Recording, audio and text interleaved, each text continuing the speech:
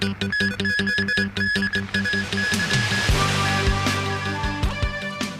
Leung says she believes the national security law will be passed by the end of the month. The new coronavirus claims another life in Hong Kong. And New York, New Jersey and Connecticut requires travelers from 8 of the U.S. states to quarantine on arrival.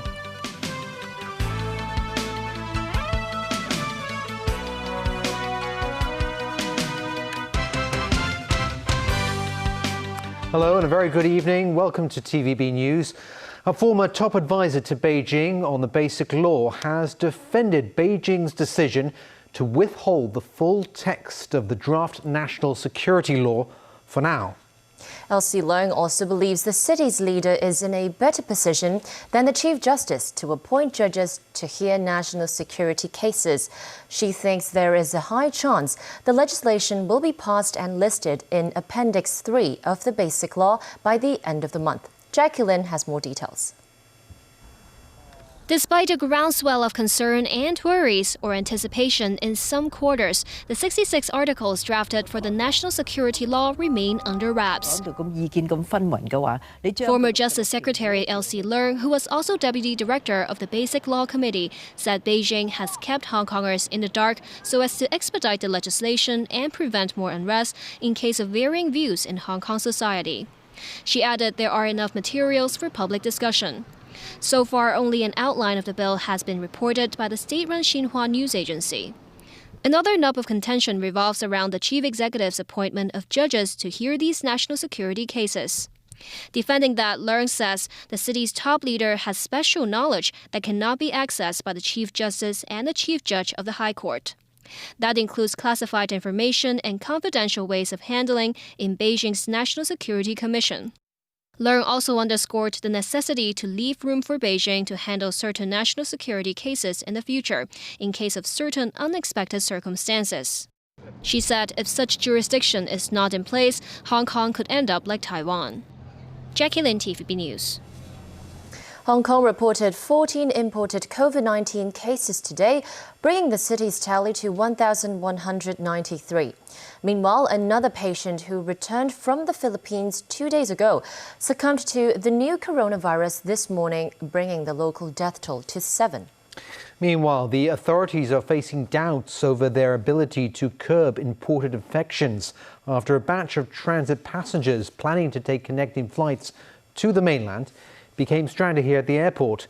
Dong Yang has the story. The 7th death from COVID-19 in the city.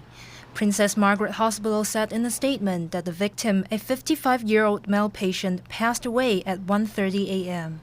He had been hospitalized in the Philippines after suffering a stroke late last month. He was airlifted back to Hong Kong 2 days ago. The hospital said the patient arrived in serious condition with a high fever and later tested positive for COVID-19.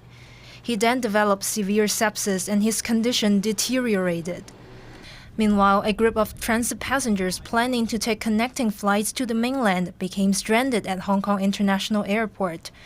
Their plight has sparked fresh concerns about imported infections. The 11 travelers arrived from Dubai last Saturday on board an Emirates flight. They planned to transfer to connecting flights to the mainland but did not have boarding passes for their destinations. They were stuck at the airport for at least 5 days. Dozens of COVID-19 cases have been confirmed on the same Emirates flight. But it wasn't until yesterday that the stranded passengers were able to leave the airport. One of them flew back to Dubai, while the others were sent to a quarantine center last night. Dr. Leung Chi-chiu of the Hong Kong Medical Association criticized health authorities for the arrangement, saying it created chances of COVID-19 infections and caused damage to the city's status as an international aviation hub. Tourism sector lawmaker Yu Si-wing believes the airline company should take responsibility for the incident. The airport authority reiterated that airlines must verify passengers have the required documents for their destinations before letting them on board aircraft. Dong Yang, TVB News. Starting next week, the government will send 10 disposable face masks to each home for free. Chief Executive Carrie Lam announced on social media today 10 masks will be distributed to each residential address through Hong Kong Post. They're also the first batch of masks procured by the government under the local mask production subsidy scheme. On to news about the coronavirus overseas, and Tokyo confirmed its highest daily total of COVID-19 cases in about 6 weeks Wednesday. Most of the 55 new infections are linked to an office in the capital. The cluster comes as Japan disbands a medical panel advising Prime Minister Shinzo Abe on the coronavirus. The board has been criticized for a lack of transparency and independence. Also in Asia, India registered another record daily high of almost 17,000 coronavirus cases. New Delhi emerged as the worst hit city. As a result, authorities will carry out house-to-house screening in the capital over the next 2 weeks, covering 29 million people. In Australia, the state of Victoria reported 33 new cases, the highest number in more than 2 months. Health workers plan to go door to door, testing 100,000 residents in a hotspot in suburban Melbourne. Meanwhile, Qantas plans to cut at least 6,000 jobs and keep 15,000 workers on extended furloughs as the country's largest airline tries to survive the pandemic. The governors of New York, New Jersey and Connecticut are ordering travelers from 8 other U.S. states to quarantine on arrival amid a spike in COVID-19 cases.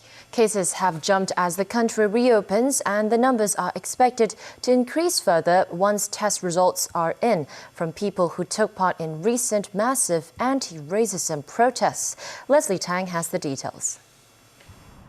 As the U.S. continues reopening, health experts are sounding the alarm that many states are on the verge of being swamped by a new wave of COVID-19 cases.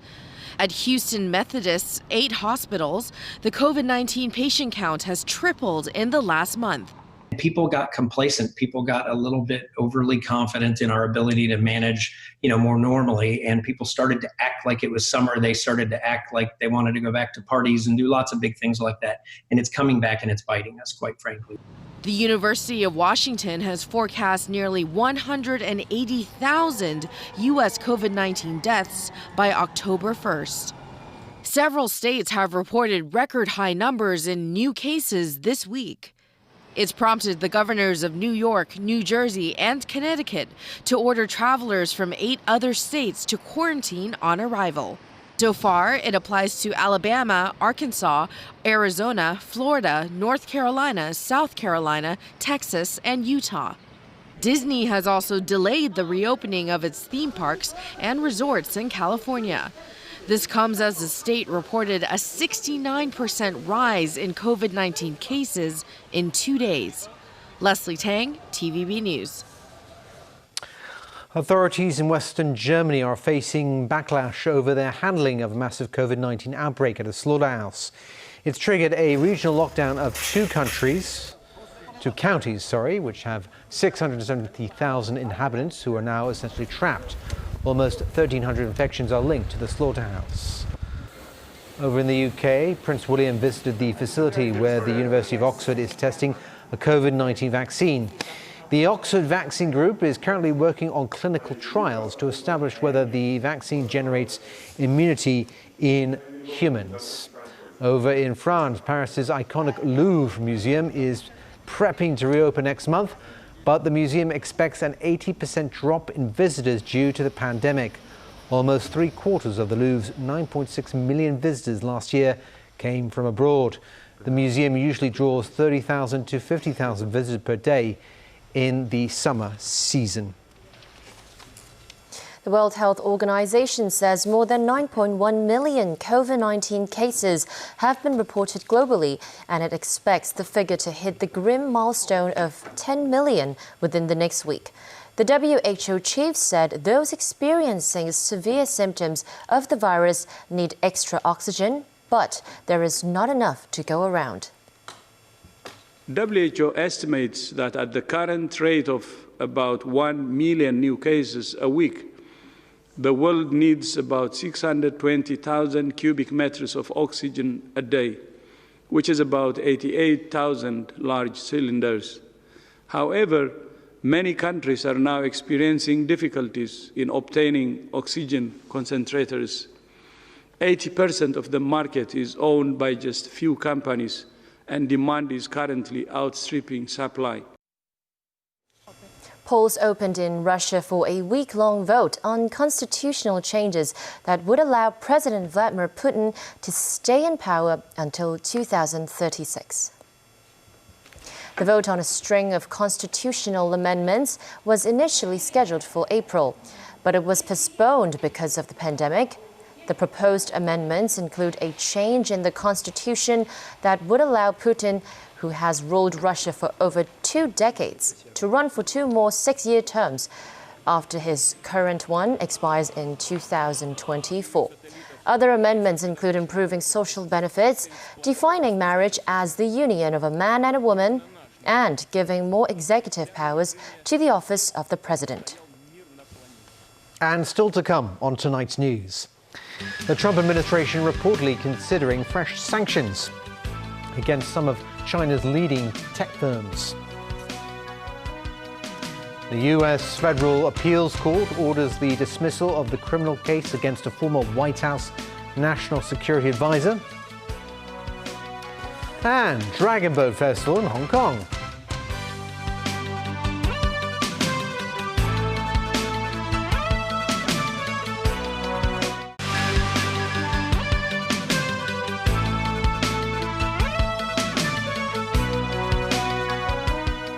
Welcome back to TVB News. The U.S. National Security Advisor says America is waking up to the strategic challenge posed by China.